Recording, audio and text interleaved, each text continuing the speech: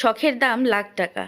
গতকাল একটা AC সার্ভিসিংয়ের video নিয়ে আপনাদের সঙ্গে কিছু কথা শেয়ার করেছিলাম। তো আপনারা সকলে কেমন আছেন? আশা করি সকলে অনেক ভালো আছেন। তো সেরকমই আরেকটা ভিডিও নিয়ে আবারও আপনাদের সঙ্গে কিছু কথা বলার জন্য চলে এসেছি। এই যে দেখতে পাচ্ছেন ইকুরিয়াম, এটা কিন্তু কেনার কোনো প্ল্যান প্রোগ্রাম কিচ্ছু ছিল না। কিন্তু আজকে হচ্ছে আমার ছেলে সাইকেল চালানোর জন্য ওই যে গ্লোভসগুলো পাওয়া যায় কুনেতে দেওয়ার জন্য, হাঁটুতে দেওয়ার জন্য, যাতে পড়ে গেলে ব্যথা না লাগে।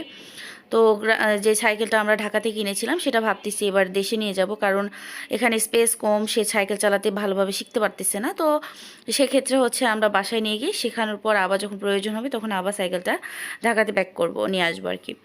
তো সেটাই হচ্ছে নেওয়ার জন্য, মানে সেগুলো নেওয়ার জন্য আর কি আমরা টুঙ্গি বাজারে গিয়েছিলাম। তো টুঙ্গি বাজারে যাওয়ার পর সারা টুঙ্গি বাজার খুঁজে কিছু পাই নাই, মানে এগুলো পাই নাই।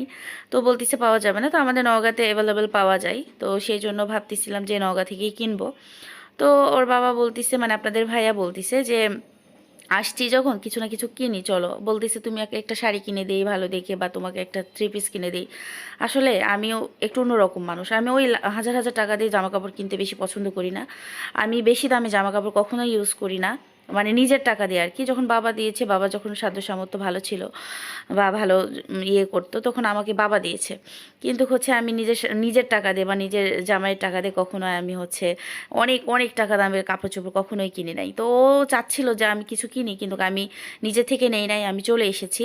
তো নিয়ে আসার পথে বলতেছে তোমাকে এক জোড়া জুতা কিনে দেই, জামা যখন নিলাম না জুতা কিনে দিই, চলো অ্যাপেক্স বা বাটাতে যাই। তো আমি বলতেছি না, তবুও জোর করে পায়ে হেঁটে হেঁটে নিয়ে আসতে লেগে কিন্তু হচ্ছে একুরিয়ামের কাছে মানে যাই আমরা। তো বলতেছে দেখো কত সুন্দর মাছ, কত সুন্দর দেখতে। তো আমি, আমার ছেলে, আপনাদের ভাইয়া, তিনজনে খুব ভালো লেগেছে দেখতেছিলাম। তো সেক্ষেত্রে কিন্তু দেখে আপনাদের ভাইয়া কিন্তু বলতেছে নিব।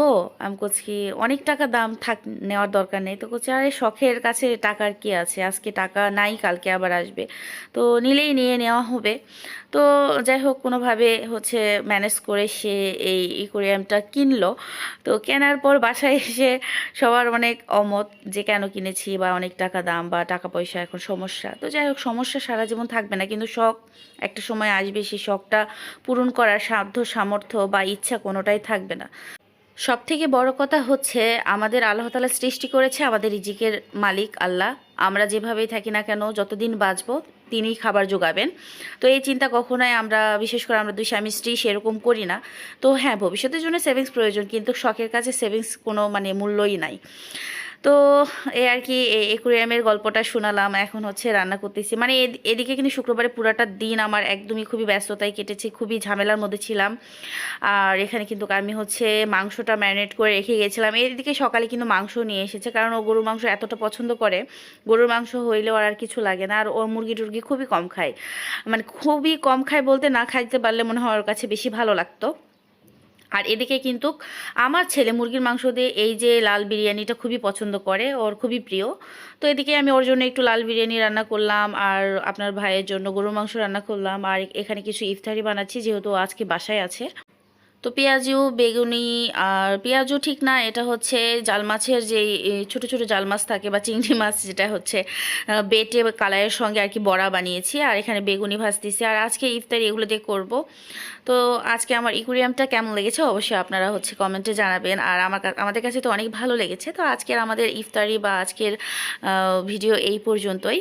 তো আজকে আমরা ইফতারি করে ফেলতেছি, এটা শুক্রবারের ভিডিও। তো যাই হোক, আপনারা সকলে ভালো থাকবেন, আমার জন্য দোয়া করবেন, আমাদের ছোট ছোট ইচ্ছে স্বপ্ন যেন আমরা পূরণ করতে পারি, সেই তৌফিক আল্লাহ তাআলা যেন আমাদের দান করে। আর আপনারা সকলে আমাদের জন্য দোয়া করবেন। সকলে ভালো থাকবেন, সুস্থ থাকবেন। আল্লাহ হাফেজ, আসসালামু আলাইকুম।